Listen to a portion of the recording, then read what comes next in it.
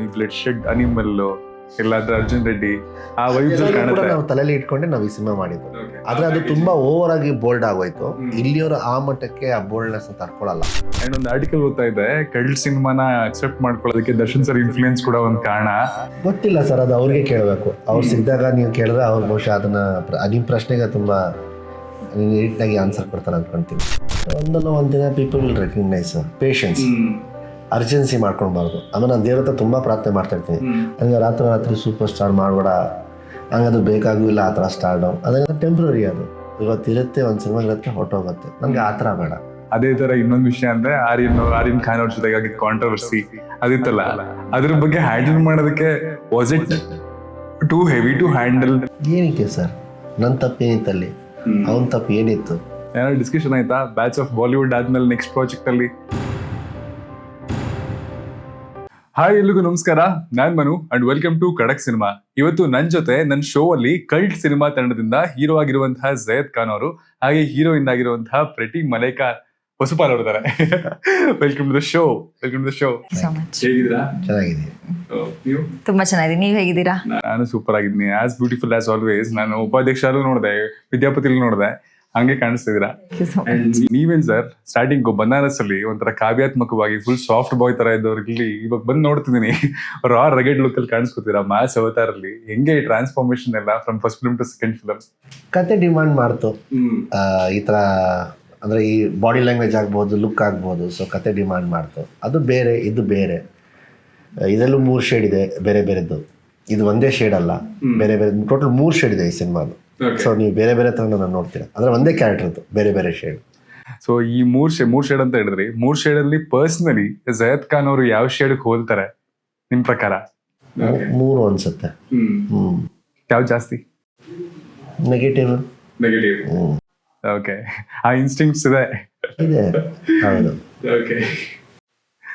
And ನೀವು after Hitler ಕಲ್ಯಾಣ fame ಸಿಕ್ಕಾಬಿಟ್ಟೆ ಇತ್ತು, ಅಲ್ಲಿಂದ ಉಪಾಧ್ಯಕ್ಷ, ಬ್ಲಾಕ್ ಬಸ್ಟರ್, ದೆನ್ ವಿದ್ಯಾಪತಿ, ಒಳ್ಳೆ ಕ್ರೆಡಿಟ್ ಸಿಕ್ತು. ಈಗ ಕಲ್ಟ್ 3ನೇ ಸಿನಿಮಾ. ಸೊ ವೈ ಕಲ್ಟ್ ಅಂತ ಕೇಳೋದಾದ್ರೆ? ವೈ ನಾಟ್ ಅಂತ ಅನ್ಸುತ್ತೆ. ಬಿಕಾಸ್ ಅನಿಲ್ ಸರ್ 2ನೇ ಡೈರೆಕ್ಷನ್ ಅಲ್ಲಿ ಸೇಮ್ ಹೀರೋಯಿನ್ ನ ರಿಪೀಟ್ ಮಾಡಿದ್ದಾರೆ. It's a proud feeling for me. ನನಗೆ ಯೂಶಲಿ ಇಂಡಸ್ಟ್ರಿಯಲ್ಲಿ ಮಾತಾಡ್ತಾರಪ್ಪ, ಒಂದ್ಸತಿ ಹೀರೋಯಿನ್ ಟಾರ್ಚರ್ ತಗೊಳಕ್ಕಾಗಲ್ಲಪ್ಪ, ಇನ್ನು ರಿಪೀಟ್ ಮಾಡಲ್ಲ ನಾವು ಹೀರೋಯಿನ್ಸ್ನ ಅಂತ ತುಂಬಾ ಜನ ಸಾಮಾನ್ಯವಾಗಿ ಮಾತಾಡೋದ್ರಲ್ಲಿ ಮಧ್ಯದ್ರಲ್ಲಿ ಸರ್ ನನ್ನ ಮತ್ತೆ 2ನೇ ಸಿನಿಮಾಗೆ ತಗೊಂಡಿರೋದು ನನಗೆ ತುಂಬ ಖುಷಿ ಇದೆ. ಹಾಗೆ ನೀವು ಹೇಗೆ ನಾನು ಮಾಡಿರೋ ಸಿನಿಮಾಗಳನ್ನ ನೋಡ್ಕೊಂಡ್ ಬಂದಾಗ, ಇವಾಗ ಹಿಟ್ಲರ್ ಕಲ್ಯಾಣ ತಗೊಂಡ್ರು ಕೂಡ ಆಕೆ ಮುದ್ದಾಗಿರೋ ಹುಡುಗಿ, ನಮ್ಮ ಮನೆ ಮಗಳ ಥರ ಇದ್ದಾಳೆ. ಸೊ ಒಂದು ಡ್ರಾಸ್ಟಿಕ್ ಚೇಂಜ್ ನನಗೂ ಬೇಕಿತ್ತು, ಒಂದು ಡಿಫ್ರೆಂಟ್ ಆಗಿರೋ ಕ್ಯಾರೆಕ್ಟರ್ ಮಾಡಬೇಕಿತ್ತು ಅಂತ. ಇವಾಗ ಅಯೋ ಶಿವನಲ್ಲಿ ಏನು ನೋಡಿದಿರಾ ಅದಕ್ಕಿಂತ ವಿಭಿನ್ನವಾಗಿ ಮತ್ತೆ ಸಿನಿಮಾದಲ್ಲಿ ಹೆಚ್ಚಾಗಿ 2 ಶೇಡ್ಸಲ್ಲಿ ಕಾಣಿಸ್ಕೊಳ್ಳೋ ಒಂದು ಪಾತ್ರ. ಸೊ ನನಗಷ್ಟೇ ಅಲ್ಲ, ಇವ್ರಿಗೆ, ನನಗೆ, ರಚಿತಾ ರಾಮ್ ಮ್ಯಾಮ್ ಅವ್ರಿಗೆ ಎಲ್ಲರಿಗೂ ವಿಭಿನ್ನವಾಗಿ the shades in the movie ಕ್ಯಾರೆಕ್ಟರ್ಸ್ಗೆ. ಸೊ ಆ ತೂಕ 3 ಜನ ನಾವು ಸ್ಕ್ರೀನ್ ಮೇಲೆ ತೋರಿಸಿದ್ದೀವಿ. ಇವ್ರು ಸ್ವಲ್ಪ ಜಾಸ್ತಿ, ಬಟ್ ನಂದು ಅವ್ರದ್ದು ಈಕ್ವಲ್ ಆಗಿ ಶೇರ್ ಆಗಿದೆ. ಅದಕ್ಕೆ ಈ ಪಾತ್ರ ತುಂಬ ಸ್ಪೆಷಲ್ ಅಂತ ನನ್ಗನ್ಸುತ್ತೆ. ಸೊ ಬನಾರಸ್ ಆದ್ಮೇಲೆ ಅಂದ್ರೆ ಸುಮಾರು ಜನ ಸಿನಿಮಾ ನೋಡಿದ್ರು ಸಖತ್ ಪ್ರಾಮಿಸಿಂಗ್ ಆಗಿದ್ದಾರೆ, ಅಂಡ್ ಹಿ ಹ್ಯಾಸ್ ಟ್ಯಾಲೆಂಟ್ ಅಂತೆಲ್ಲ, ಪೊಟೆನ್ಷಿಯಲ್ ಅಂತೆಲ್ಲ ಮಾತಾಡಿದ್ರು. ನಾನು ಆಫ್ಕೋರ್ಸ್ ರಿವ್ಯೂ ಮಾಡ್ಬೇಕಾದ್ರೆ ಅದನ್ನ ಮೆನ್ಷನ್ ಮಾಡಿದ್ದೆ. ಅದಾದ್ಮೇಲೆ 2ನೇ ಸಿನಿಮಾನು ಚೂಸ್ ಮಾಡ್ಬೇಕಾದ್ರೆ how important it is, because ಯಾಕೆಂದ್ರೆ ಮೊದಲನೇ ಸಿನಿಮಾ ಒಂದು ಮಟ್ಟಿಗೆ ಮೈಲೇಜ್ ಕೊಟ್ರೆ, 2ನೇ cinema it proves again with the script selection. Okay, ಇವ್ರು ಎಂಥ ಸ್ಕ್ರಿಪ್ಟ್ನ ಚೂಸ್ ಮಾಡ್ತಿದ್ದಾರೆ, ಆ ಚಾಯ್ಸಸ್ ಏನು, ಅಥವಾ ಅವ್ರದ್ದೊಂದು ಟೇಸ್ಟ್ ಏನಿದೆ, ಆಡಿಯನ್ಸ್ಗೆ ಅದು ಕನೆಕ್ಟ್ ಆಗ್ತಿದೆ ಅನ್ನೋದು ಸಿಕ್ಕಾಬಟ್ಟೆ ಇಂಪಾರ್ಟೆಂಟು. ಸೊ ಕಲ್ಟ್ ನಿಮ್ಮನ್ನ ಇಂಪ್ರೆಸ್ ಮಾಡಿದ್ಯಾ? ಯಾಕೆ ಕಲ್ಟ್ ಕೇಳೋದಕ್ಕೂ ಮುಂಚೆ ಸಬ್ಜೆಕ್ಟ್ ಕೇಳಿದ್ರಿ? ಜಾಸ್ತಿ ಕೇಳಿಲ್ಲ ಅನ್ಕೊಳ್ತೀನಿ ಸರ್. ಜಾಸ್ತಿ ನನ್ನ ತಲೆಯಲ್ಲಿ ತುಂಬ ಫಿಕ್ಸ್ ಆಗಿತ್ತು. ನೆಕ್ಸ್ಟ್ ಅಂದರೆ ಒಂದು 6-7 ತಿಂಗಳು ಸ್ವಲ್ಪ ಕನ್ಫ್ಯೂಷನ್ ಇತ್ತು ಯಾರ ಜೊತೆ ಮಾಡಬೇಕು ಅಂತ ಹೇಳಿ. ಸೊ ಒಂದು 8 ತಿಂಗಳಾದಮೇಲೆ ನನಗೆ ಅನಿಲ್ ಅವ್ರ ಜೊತೆ ಮಾಡಿದ್ರೆ ಅವ್ರು ಸೆನ್ಸಿಬಲ್ ಆಗಿದ್ದಾರೆ, ಅವ್ರು ಒಳ್ಳೆ ಕಥೆಗಳು ಮಾಡ್ತಾರೆ ಅನ್ನೋ ಒಂದು ನನಗಿತ್ತು, ಒಂದು ನಂಬಿಕೆ ಇತ್ತು. ಸೊ ಹಂಗೆ ಅಪ್ರೋಚ್ ಮಾಡಿದೆ, ಈ ಥರ ಒಂದು ಸಿನಿಮಾ ಮಾಡೋಣ ಅಂತ ಹೇಳಿ. ಸೊ ನನ್ನಷ್ಟು ಥಾಟ್ಸ್ಗಳು ಅವ್ರ ಹತ್ರ ಶೇರ್ ಮಾಡಿದೆ, ಅವರು ಒಂದಷ್ಟು ಥಾಟ್ಸ್ ನನ್ನ ಹತ್ರ ಶೇರ್ ಮಾಡಿದ್ರು. ಆವಾಗ ಉಪಾಧ್ಯಕ್ಷ ನಡೀತಾ ಇತ್ತು ಸಿನಿಮಾ. ಆವಾಗ ಇದು ಕಂಪ್ಲೀಟ್ ಆಗಿರಿ ಅಂತ ಹೇಳಿ ಒಂದು ಟೈಮ್ ಗ್ಯಾಪ್ ಲೈನಲ್ಲಿ ನನಗೊಂದು ಕತೆ ಹೇಳಿದ್ರು, ಇದು ನೋಡಿ ನಿಮಗೆ ಸೂಟ್ ಆಗೋದು ಅಂತ. ನಾನು ಏನು ಹುಡುಕ್ತಿದ್ನೋ ಅದನ್ನು ಅವ್ರು ನನಗೆ ತೊಗೊಂಬಂದು ನನಗೆ ಕೊಟ್ಟರು. ಸೊ ತುಂಬ ಖುಷಿಯಾಗಿ ಈ ಕತೆನ ನಾನು ಸ್ವೀಕರಿಸ್ಕೊಂಡೆ. ಕಾರಣಗಳು ಹೇಳಬೇಕು ಅಂದರೆ ತುಂಬ ಇಮೋಷ್ನಲ್, ಅಂದರೆ ನೀವು ಅಂದ್ಕೊಂಡ್ಗಿಂತ ಮೀರಿ ಈ ಸಿನಿಮಾ ತುಂಬ ಇಮೋಷ್ನಲ್ ಸಿನಿಮಾ ಅಂತ ಹೇಳ್ಬೋದು. ನಾಟ್ ಜಸ್ಟ್ ನನ್ನ ಪಾಯಿಂಟ್ ಆಫ್ ವ್ಯೂ ಅಂತಲ್ಲ, ಇವ್ರದ್ದು ಪಾತ್ರ ಆಗ್ಬೋದು, ರಚಿತಾ ರಾಮ್ ಅವ್ರದ್ದು ಆಗ್ಬೋದು, ನಂದಾಗ್ಬೋದು, ಎಲ್ಲರದು ತುಂಬ ಇಮೋಷನ್ ಒಂದು ಅದು ಹೆಂಗೆ ಅಂದರೆ ಅದಕ್ಕೆ ಭಾಷೆ ಬೇಕಾಗಿಲ್ಲ, ಅದಕ್ಕೆ ಆಡಿಯೋನೂ ಬೇಕಾಗಿಲ್ಲ. ನೀವು ನೋಡ್ತಾ ಇದ್ರೆ ನಾವು ಫ್ಲೋ ಅಲ್ಲಿ ನೀವು ಹೊಟ್ಟೋಗ್ತೀರಾ. ಸೊ ಇಮೋಷನ್ಸ್ ಅಷ್ಟು ತುಂಬಿದೆ ಈ ಸಿನಿಮಾದಲ್ಲಿ. ಫಸ್ಟ್ ಸಿನಿಮಾ ಒಂದಷ್ಟು ಕಡೆ ನಂದು ನೆಗೆಟಿವ್ ಅಂತ ಹೇಳಿದ್ರೆ ಈ ಟೈಮ್ ಟ್ರಾವೆಲಿಂಗ್ ಟೈಮ್ ಲೂಪ್ ಅನ್ನೋ ಒಂದು ಕಾನ್ಸೆಪ್ಟ್ ಏನಿತ್ತು ಹೊಸದಾಗಿ, ಎ ಆಡಿಯನ್ಸ್ ಅವ್ರಿಗೆ ತುಂಬ ಇಷ್ಟ ಆಯ್ತದು. ತುಂಬ ಜನ ಅದನ್ನು ಹೊಗಳಿದ್ರು ಕೂಡ. ಬಟ್ BC ಆಡಿಯನ್ಸ್ ಅವ್ರಿಗೆ, ಇನ್ CD ಕ್ಯಾಟಗಿರಿಯ ಆಡಿಯನ್ಸ್ ಅವ್ರಿಗೆ ಅರ್ಥ ಆಗಿಲ್ಲ. ವಾಟ್ ಈಸ್ ಟೈಮ್ ಟ್ರಾವೆಲ್, ಅದೇನದು ಮತ್ತೆ ಅದೇ ವಾಪಸ್ ಆಗ್ತಿದೆಯಲ್ಲ ಸೇಮು ಅಂತೇಳಿ ಸ್ವಲ್ಪ ಅವ್ರು ಕನ್ಫ್ಯೂಸ್ ಆಗೋದ್ರು.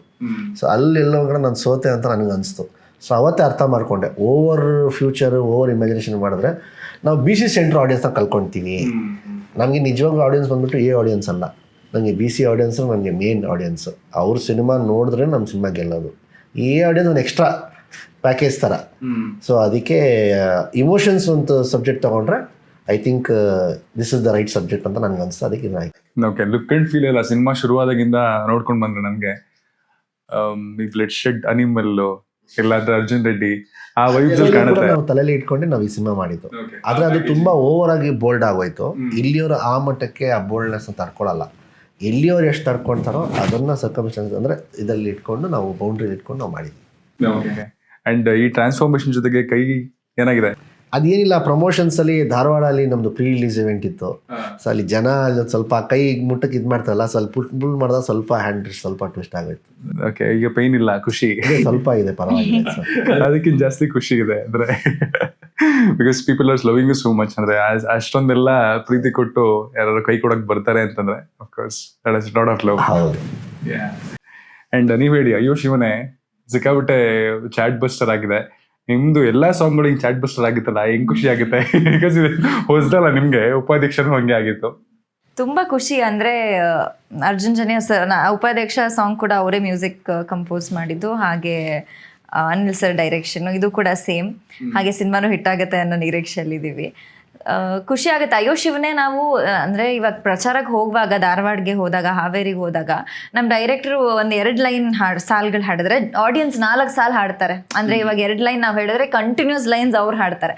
ಸೊ ಅಂದರೆ ಅಷ್ಟು ಜನಕ್ಕೆ ರೀಚ್ ಆಗಿದೆ ಅಂತ ಅವಾಗಲೇ ನನಗೂ ಗೊತ್ತಾಗಿದ್ದು. ನಾವೇನು ಯೂಟ್ಯೂಬಲ್ಲಿ ವ್ಯೂಸ್ ನೋಡ್ತೀವಿ, ಇನ್ಸ್ಟಾಗ್ರಾಮಲ್ಲಿ ರೀಲ್ಸ್ ನೋಡ್ತೀವಿ ಹೊರತು ಅದು ಅಷ್ಟು ಎಕ್ಸೈಟ್ಮೆಂಟ್ ಕೊಡೋಲ್ಲ. ರಿಯಲ್ ಅವ್ರ ಆಡಿಯನ್ಸ್ನ ರಿಯಾಕ್ಷನ್ಸ್ ನೋಡಿದಾಗ ಓಕೆ, ನಿಜವಾಗ್ಲೂ ಈ ಸಾಂಗ್ ರೀಚ್ ಆಗಿದೆ ಅಂತ ನನ್ಗೆ ಅನಿಸ್ತು.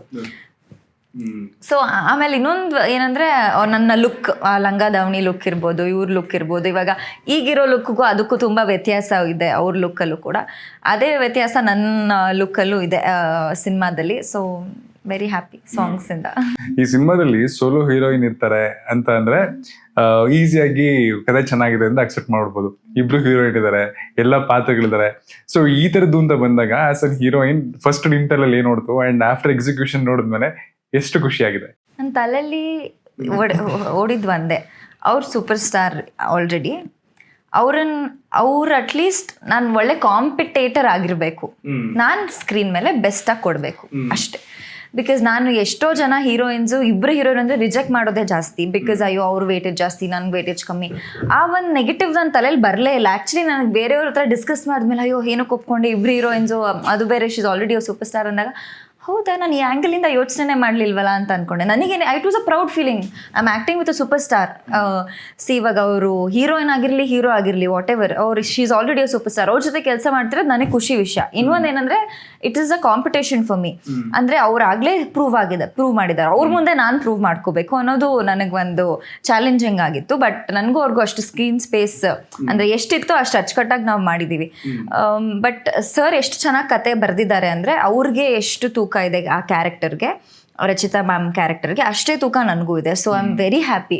ಆ ಬ್ಯಾಲೆನ್ಸ್ನ ಅವ್ರು ತುಂಬ ಚೆನ್ನಾಗಿ ನಮ್ಮ 3 ಜನದಲ್ಲೂ ಮೇಂಟೈನ್ ಮಾಡಿದ್ದೇವೆ. ಹೀರೋ ಅಂದ ತಕ್ಷಣ ತುಂಬ ಹೀರೋಗೆ ಸ್ಪೇಸ್ ಇರಬೇಕು, ಹೀರೋಯಿನ್ಸ್ಗೆ ಕಮ್ಮಿ ಸ್ಪೇಸ್ ಇರಬೇಕು, ಒಂದು ಸಾಂಗಿಗೆ ಬಂದು ಹೋಗ್ತಾರೆ. ಆ ಥರ ಡೆಫಿನೆಟ್ಲಿ ಸಿನಿಮಾ ಇಲ್ಲ. ಅವ್ರಿಗೆ ಎಷ್ಟು ಸ್ಪೇಸ್ ಇದೆ, ನನಗೂ ಕೂಡ ಅಷ್ಟೇ ಸ್ಪೇಸ್ ಇದೆ. ಸೊ ಇಬ್ರು ಹೀರೋಯಿನ್ ಜೊತೆ ಆಕ್ಟ್ ಮಾಡ್ಬೇಕಾದ್ರೆ ಒಬ್ಬೊಬ್ರ ಜೊತೆ ಆಕ್ಟಿಂಗ್ ಅಪ್ರೋಚ್ ಬೇರೆ ಬೇರೆ ರೀತಿ ಇರುತ್ತೆ. What was the difference, major difference? ಅಂದರೆ ನನಗೇನು ಆ ಥರ ಏನು ಅನಿಸ್ಲಿಲ್ಲ. ಏನಕ್ಕೆ ಇವರು ಸೀರಿಯಲ್ ಬ್ಯಾಕ್ಗ್ರೌಂಡಿಂದ ಬಂದಿರೋದು. She was also very quick. Rachita Ram ಅವರು ಹಲವಾರು ಸಿನಿಮಾಗಳು ಮಾಡಿಬಿಟ್ಟಿದ್ದಾರೆ. ಸೊ ಆಲ್ಸೋ ತುಂಬ ಕ್ವಿಕ್ ಆಗಿದ್ರು. ನಾನು ತುಂಬ ವೆಲ್ ಪ್ರಿಪೇರ್ ಆಗಿದ್ದೆ. ಸೊ ನನಗೆ ಆ ಥರ ಇವ್ರ ಜೊತೆ ಆಗ್ಬೋದು, ಅವ್ರ ಜೊತೆ ಆ ಥರ ಏನು ಕಷ್ಟ ಅಂತ ಏನಾಗಿಲ್ಲ. ಆ್ಯಂಡ್ ಒಂದು ಆರ್ಟಿಕಲ್ ಓದ್ತಾ ಇದ್ದೆ, ಕಳ್ಳ ಸಿನಿಮಾನ ಅಕ್ಸೆಪ್ಟ್ ಮಾಡ್ಕೊಳ್ಳೋದಕ್ಕೆ ದರ್ಶನ್ ಸರ್ ಇನ್ಫ್ಲೂಯೆನ್ಸ್ ಕೂಡ ಒಂದು ಕಾರಣ. ಅಂದರೆ ಈ ಸಿನಿಮಾ ನಾನು ಮಾಡಬೇಕು ಅಂತ ಅನ್ಕೊಳ್ಳೋದಕ್ಕೆ ದರ್ಶನ್ ಸರ್ ಇನ್ಫ್ಲೂಯೆನ್ಸ್ ಮೇಜರ್ ಕಾರಣ ಆಯಿತು ಅಂತ. ಯಾವ ರೀತಿ? ಗೊತ್ತಿಲ್ಲ ಸರ್, ಅದು ಅವ್ರಿಗೆ ಕೇಳಬೇಕು. ಅವ್ರು ಸಿಕ್ಕಿದಾಗ ನೀವು ಕೇಳಿದ್ರೆ ಅವ್ರು ಬಹುಶಃ ಅದನ್ನು ನಿಮ್ಮ ಪ್ರಶ್ನೆಗೆ ತುಂಬ ನೀಟಾಗಿ ಆನ್ಸರ್ ಕೊಡ್ತಾರೆ ಅಂದ್ಕೊಳ್ತೀನಿ ನಾನು.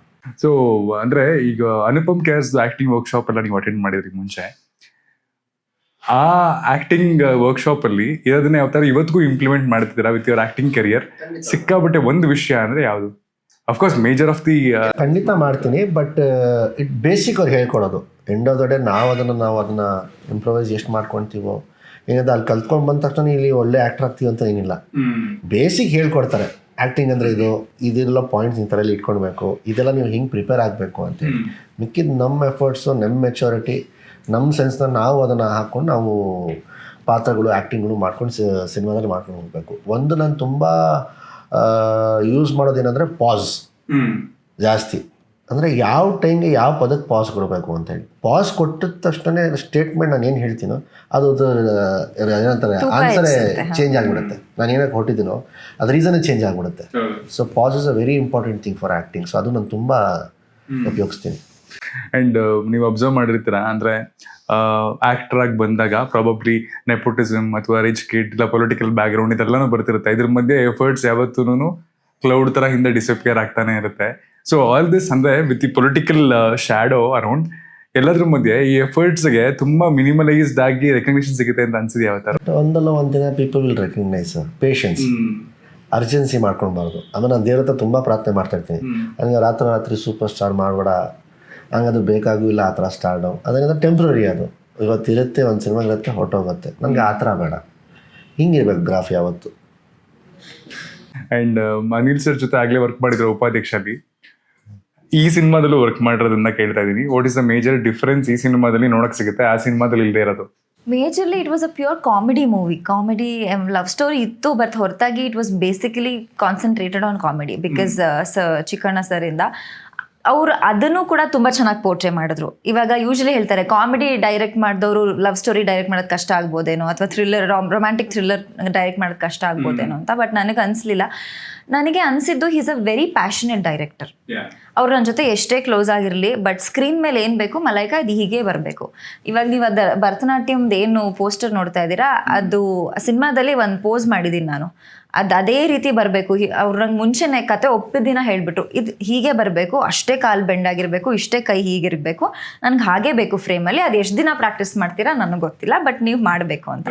ಬಟ್ ಅವ್ರು ಎಷ್ಟೇ ಇರಲಿ ಬಿಡು, ನಿನ್ನ ಕೈಲಿ ಆಗಲ್ಲ ಅಂದರೆ ಪರವಾಗಿಲ್ಲ, he is not like that. ಅದು ಬೇಕಂದ್ರೆ ಬೇಕು. ಆ್ಯಂಡ್ ನಾವು ಕೂಡ ಹಾಗೆ ಇದ್ದೀವಿ, ವೆರಿ ಪ್ರೊಫೆಷ್ನಲ್. ಇವಾಗ ಸರ್ಗೆ ಬೇಕು, ಇವಾಗ sir 5 o'clock with makeup ready ಇರಬೇಕು, ಅಲ್ಲಿ ಕ್ಯಾರವಾನ್ ಇಲ್ಲ ಅಂದರೂ ರೂಮಿಂದನೇ ರೆಡಿಯಾಗಿ ಬರಬೇಕು ಅಂದರೆ we are ready for it.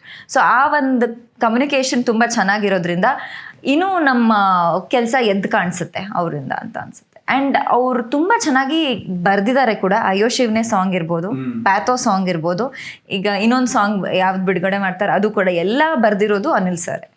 So he is good writer, he is good director, he is all in all is a very passionate director. And ಕಳ್ cinema ಸಾಂಗ್ಗಳಿಂದ ಎಲ್ಲ ಕಡೆ pretty much you are becoming famous ಅಂತ ಎಲ್ಲರೂ ಅದನ್ನ ಕೇಳ್ತಾನೆ ಇದ್ದಾರೆ. ಅದೇ ತರ ಇನ್ನೊಂದು ವಿಷಯ ಅಂದ್ರೆ ಆರ್ಯನ್ ಖಾನ್ ಅವ್ರ ಜೊತೆಗೆ ಆಗಿದ್ದ ಕಾಂಟ್ರವರ್ಸಿ ಅದಿತ್ತಲ್ಲ, ಅದ್ರ ಬಗ್ಗೆ ಹ್ಯಾಂಡಲ್ ಮಾಡೋದಕ್ಕೆ was it too heavy to handle? ಅಂದ್ರೆ ಈ ಟೈಮ್ಸ್ ಅಲ್ಲಿ ಗೋಯಿಂಗ್ ಅರೌಂಡ್ ಏನಕ್ಕೆ ಸರ್, ನನ್ನ ತಪ್ಪೇನಿತ್ತಲ್ಲಿ, ಅವನ ತಪ್ಪು ಏನಿತ್ತು? ನಾನು ಯಾವ ವಿಷಯಕ್ಕೂ ತಲೆ ಕೆಡಿಸ್ಕೊಂಡು still being and limelight ಅಂದ್ರೆ ಅದಕ್ಕಾರು ಒಂದು ಕಮೆಂಟ್ ಮಾಡೋದಾಗ್ಲಿ, to handle it with care. First of all ಫೋನಲ್ಲೇ ಜಾಸ್ತಿ ಉಪಯೋಗಿಸಲ್ಲ ಸರ್ ನಾನು. ಫೋನು ನನ್ನ ಸೋಷಿಯಲ್ ಮೀಡಿಯಾದೇ ವೀಕ್. ನಾನು ಅದು ಇನ್ಸ್ಟಾಗ್ರಾಮ್ ಓಪನ್ ಮಾಡಿ ಅದು ಫೋಟೋ ಹಿಂಗೆ ಅಪ್ಲೋಡ್ ಮಾಡೋದು ಎಷ್ಟು ಸತಿ ಇವ್ರಿಗೆ ಹೇಳ್ಕೊಂತೀನಿ ನಾನು. ಅದು ಹೆಂಗೆ ಸ್ವಲ್ಪ ಮಾಡಿಕೊಡು ನನಗೆ ಅಂತ. I am very least bothered about all that. ನಾನಾಯ್ತು, ನನ್ನ ಕೆಲಸ ಆಯಿತು, ನಾನೇನಂತ ನನಗೆ ತುಂಬ ಚೆನ್ನಾಗಿ ಗೊತ್ತು. ನನ್ನ ತುಂಬ ಹತ್ತಿರ ಇರೋರು, ಫ್ರೆಂಡ್ಸ್ ಆಗಬಹುದು, ನನ್ನ ಫ್ಯಾಮಿಲಿ ಆಗಬಹುದು, ಇಲ್ಲ ನನ್ನ ಯಾರು ಜನ ನನ್ನ ಇಷ್ಟಪಡ್ತಾರೋ, ನನ್ನ ವ್ಯಕ್ತಿತ್ವ ಅವ್ರಿಗೆ ತುಂಬ ಚೆನ್ನಾಗಿ ಗೊತ್ತು. ಅವ್ರಿಗೆ ಬಿಟ್ಟು ಇನ್ನು ಯಾರಿಗೂ ಮಾಡಿ ಆನ್ಸರಬಲ್. ಯಾರೇನಾದರೂ ಮಾತಾಡ್ಕೊಳ್ಳಿ. ಏನಾದ್ರು ಡಿಸ್ಕಷನ್ ಆಯ್ತಾ ಬ್ಯಾಚ್ ಆಫ್ ಬಾಲಿವುಡ್ ಆದ್ಮೇಲೆ ನೆಕ್ಸ್ಟ್ ಪ್ರಾಜೆಕ್ಟ್ ಅಲ್ಲಿ? ಏನಿಲ್ಲ, ಅವರು ಇವಾಗ ನೆಕ್ಸ್ಟ್ ಪಾರ್ಟ್ 2 ಏನೋ ಮಾಡ್ತಿರಂತೆ. ಅದಾದ್ಮೇಲೆ ಇನ್ನೊಂದು ಥಿಯೇಟರ್ ಸಿನಿಮಾ, ಅಂದರೆ ಥಿಯೇಟ್ರಿಕಲ್ಗೆ, ನಾಟ್ ಫಾರ್ OTT ಹೇಳಿದ್ರು. ಅಂಡ್ ಕರ್ಡ್ ಸಿನಿಮಾದಲ್ಲಿ ಒಂದು ಖಡಕ್ ಮೂಮೆಂಟ್ ಇದೆ behind the scene which haunts you still today, wow ಅಂತ ಅನ್ಸುತ್ತೆ ಅಂತಂದ್ರೆ ಏನು? ಅಯ್ಯೋ ಶಿವನೇ, it's a very memorable song for us. ಅಂದರೆ ನಾವು ಅಂದ್ಕೊಂಡಿದ್ವಿ ಆ ಸಾಂಗ್ ಚೆನ್ನಾಗಿ ಆಗುತ್ತೆ ಅಂತ, ನಮ್ಗೊಂದು ಕಾನ್ಫಿಡೆನ್ಸ್ ಇತ್ತು. ಬಟ್ ಇಷ್ಟು ಚೆನ್ನಾಗಿ ಆಗುತ್ತೆ ಅಂತ ನನಗೆ ಗೊತ್ತಿರಲಿಲ್ಲ. ನನಗೆ ಹೇಳೋರು ಡೈರೆಕ್ಟರ್, ಗೊತ್ತಿಲ್ಲ ಇದು ಇನ್ನೊಂದು ಹಿಟ್ಟು, ನನಗೆ ನಿನ್ನ ಮೀರಿಸುತ್ತೆ, ಇಟ್ಸ್ ವೆರಿ ನೈಸ್ ಸಾಂಗ್ ಅಂತ. ಬಟ್ ನಾವು ಶೂಟ್ ಮಾಡುವಾಗ 8 days ಕಂಟಿನ್ಯೂಸ್ಲಿ ಮಳೆಯಲ್ಲಿ ಶೂಟ್ ಮಾಡಿರೋದು. ಅದು ನೋಡಿದ್ರೆ ಇಟ್ಸ್ ಪೂರ್ತಿ ಸಾಂಗ್ ಮಳೆಯಲ್ಲಿ ಶೂಟ್ ಆಗಿರೋದ್ರಿಂದ ಚಿತ್ರದುರ್ಗದಲ್ಲಿ ಶೂಟ್ ಮಾಡಿದ್ದೀವಿ, ಮೈಸೂರಲ್ಲಿ ಮಾಡಿದ್ದೀವಿ. ಚಿತ್ರದುರ್ಗ ಅಂದರೆ ಬೆಟ್ಟದ ಮೇಲೆ ವಿಂಡ್ ಮಿಲ್ಸ್ ಎಲ್ಲಿದೆ ಅಲ್ಲಿ ನಾವು ಶೂಟ್ ಮಾಡಿರೋದ್ರಿಂದ ಗಾಳಿ ಜಾಸ್ತಿ, ಅದ್ರ ಮೇಲೆ ನೀರು. ಅದಾದಮೇಲೆ ನೆಕ್ಸ್ಟ್ ಶಾರ್ಟ್ಗೆ ಹೋಗೋಷ್ಟೇ ಒಂದು 20 minutes ಗ್ಯಾಪ್ ಇರುತ್ತೆ, ಅಷ್ಟರಲ್ಲೆಲ್ಲ ಒಣಗೋಗಿರುತ್ತೆ ಬಟ್ಟೆ ಮತ್ತೆ ನೀರು. ಸೊ ಅದನ್ನು ಮಾಡಿ ಮಾಡಿ ಮಾಡಿ ನೆಗಡಿ, ಕೆಮ್ಮು, ಶೀತದಲ್ಲೇ, ಜ್ವರದಲ್ಲೇ ಆ ಸಾಂಗ್ ಮುಗಿಸಿದ್ವಿ. ಬಟ್ ಇವತ್ತು ಇಟ್ ಇಸ್ ವರ್ತ್ ಇಟ್ ಅಂತ ಅನ್ಸುತ್ತೆ. ತುಂಬ ಇದೆ ಸರ್. ಒಂದು ಹೇಳಿ, ಬಿಹೈಂಡ್ ದ ಸೀನ್ ಗೊತ್ತಿರಬಾರ್ದು ಸಿನಿಮಾ ಬಗ್ಗೆ. ಸಿನಿಮಾದಲ್ಲಿ ಅಫ್ಕೋರ್ಸ್ ವಿಟ್ನೆಸ್ ಮಾಡೇ ಮಾಡ್ತೀವಿ. ಐ ಥಿಂಕ್ ನಾನು ಡಾನ್ಸ್ ಅಂದ್ಕೊಳ್ತೀನಿ. ನಾನು ಮಾಡಿದ ಡಾನ್ಸ್ ಈಗ ನನಗೂ ಗೊತ್ತಿಲ್ಲ ನಾನು ಚೆನ್ನಾಗಿ ಮಾಡ್ತೀನಿ ಅಂತ. ಮಾಡಿದ್ದೀನಿ ಅಂತ ನಾನು ಅನ್ಕೊಂಡಿದ್ದೀನಿ. ಸೊ ಅದೊಂದು ಚಾಲೆಂಜಿಂಗ್ ಆಗಿತ್ತು. ಅದು ನನ್ನ ಲೈಫಲ್ಲಿ ಮೆಮೊರೇಬಲ್. ಫಸ್ಟ್ ಟೈಮ್ ನಾನು ಡಾನ್ಸ್ ಮಾಡಿದ್ದು. ಕ್ಲಾಸಸ್ ಎಲ್ಲ ತೊಗೊಂಡಿದ್ದೆ ಒಂದು ರೇಂಜ್ಗೆ, ನನಗೆ ಅಷ್ಟೊಂದು ಬರಲ್ಲ. ಬಟ್ ಇವರು ತುಂಬ ಹಿಂಸೆ ಮಾಡಿದ್ರು, ಇಲ್ಲ ಮಾಡಲೇಬೇಕು ಅಂತ ಹೇಳಿ. ಸರಿ ಅಟ್ಲೇ ಅದು ಏನಾಗುತ್ತೆ ನೋಡೋಣ ನಾವು ಬಿಡಿ ಅಂತೇಳಿ. ಅದು ಒಂದು ಮೆಮೊರೇಬಲ್ ಮೂಮೆಂಟ್. ಫೈನಲಿ ಸಿನಿಮಾ ಇದೆ, January 23 ರಿಲೀಸ್ ಆಗ್ತದೆ. ಕೊನೆದಾಗ ನಮ್ಮ ಆಡಿಯನ್ಸ್ಗೆ ಏನಾರು ಹೇಳೋದಾದ್ರೆ ಇಟ್ಸ್ ಯೋರ್ ಟೈಮ್. ಏನು ಹೇಳಬೇಕು ಅಂದರೆ ಆಬ್ವಿಯಸ್ಲಿ ಇದ್ರಲ್ಲಿ ಎಮೋಷನ್ಸ್ ತುಂಬ. ನಾವೇನು ದೊಡ್ಡದಾಗಿ ಸಿನಿಮಾ ಮಾಡಿದ್ವಿ, VFX ಇದೆ, ಅಷ್ಟು ಅಲ್ಲಿಂದ ಫೈಟ್ ಮಾಸ್ಟರ್ ಬಂದಿದ್ದಾರೆ, ಆ ಥರ ಮಾಡಿದ್ದೀವಿ ಅಂತ ನಾವೇನೂ ಹೇಳ್ತಾ ಇಲ್ಲ. It is a very simple line which is return beautifully and portrait beautifully on screen. ಹಾಗೆ ಒಂದು ಸಿನಿಮಾಗೆ ಏನೇ ಇದ್ರೂ ಬೇಸ್ಮೆಂಟ್ ಬರವಣಿಗೆ ಅದು ಸ್ಟ್ರಾಂಗ್ ಆಗಿದ್ರೆ ಆಬ್ವಿಯಸ್ಲಿ ಸ್ಕ್ರೀನ್ ಮೇಲೆ ಆ ಶಬ್ದಗಳು ನಮ್ಮ ಕನ್ನಡ ಭಾಷೆ ಜನಕ್ಕೆ ತುಂಬ ನೀಟಾಗಿ ಮುಟ್ಟುತ್ತೆ. ಸೊ ಆ ಬರವಣಿಗೆ ತುಂಬ ಸ್ಟ್ರಾಂಗ್ ಆಗಿದೆ. ಆಮೇಲೆ 3 ಕ್ಯಾರೆಕ್ಟರ್ಗಳು ಏನಿದೆ ಅದ್ರ ಜೊತೆ ಅಚ್ಯುತ್ ಸರ್ ಇದ್ದಾರೆ, ರಂಗನ್ ರಘು ಸರ್ ಇದ್ದಾರೆ, ಅವರೆಲ್ಲ ತುಂಬ ಎಮೋಷ್ನಲಿ ವೆರಿ ಬ್ಯೂಟಿಫುಲ್ ಆ್ಯಕ್ಟರ್ಸ್. ಅವ್ರು ಎಲ್ಲ ಥರ ಪಾತ್ರ ಮಾಡ್ತಾರೆ. ಸೊ ಅವ್ರು ಎಲ್ಲರೂ ಸೇರಿ ಏನು ಪಾತ್ರಗಳನ್ನ ಸರ್ ಬರೆದಿದ್ದಾರೆ ಅದನ್ನು ಬ್ಯೂಟಿಫುಲ್ ಆಗಿ ನಾವು ಕೂಡ ಜಸ್ಟಿಸ್ ಮಾಡಿದ್ದೀವಿ ಅಂತ ಅನ್ಕೋತೀವಿ ಸ್ಕ್ರೀನಲ್ಲಿ. ಆ ಎಮೋಷನ್, ಡ್ರಾಮಾ ವಿತ್ ಎಂಟರ್ಟೈನ್ಮೆಂಟ್ ನೀವು ನೋಡಬೇಕು ಅಂದರೆ ನೀವು ಖಂಡಿತ January 23ಕ್ಕೆ ಫ್ಯಾಮಿಲಿ ಜೊತೆ ಆರಾಮಾಗಿ ಬಂದು ಸಿನಿಮಾ ನೋಡಿ ಅಂತ ಕೇಳ್ಕೊತೀನಿ. ಮೊದಲದಾಗಿ ಎಲ್ಲರಿಗೂ ಹೊಸ ವರ್ಷದ ಹಾರ್ದಿಕ ಶುಭಾಶಯಗಳು. ನಾನು ಹೆಚ್ಚಾಗಿ ಮಾತಾಡೋಕ್ಕೆ ಹೋಗಲ್ಲ, ಏನಕ್ಕಂದರೆ ಮಲಾಯ್ಕ ಅವ್ರು ಆಲ್ರೆಡಿ ಹೇಳಾಯಿತು, ಇಂಟರ್ವ್ಯೂಯಲ್ಲೂ ಹೇಳಾಯಿತು. ಸೊ January 23ಗೆ ನನ್ನ ಕಳ್ಳ ಸಿನಿಮಾ ಬಿಡುಗಡೆ ಆಗ್ತಿದೆ. ತಾವೆಲ್ಲರೂ ಕುಟುಂಬ ಸಮೇತ ಥಿಯೇಟ್ರಿಗೆ ಹೋಗಿ ನನ್ನ ಸಿನಿಮಾನ ನೋಡಿ ನನ್ನ ಆಶೀರ್ವಾದ ಮಾಡಬೇಕು ಅಂತ ಕೇಳ್ಕೊಳ್ತೀನಿ. Thank you.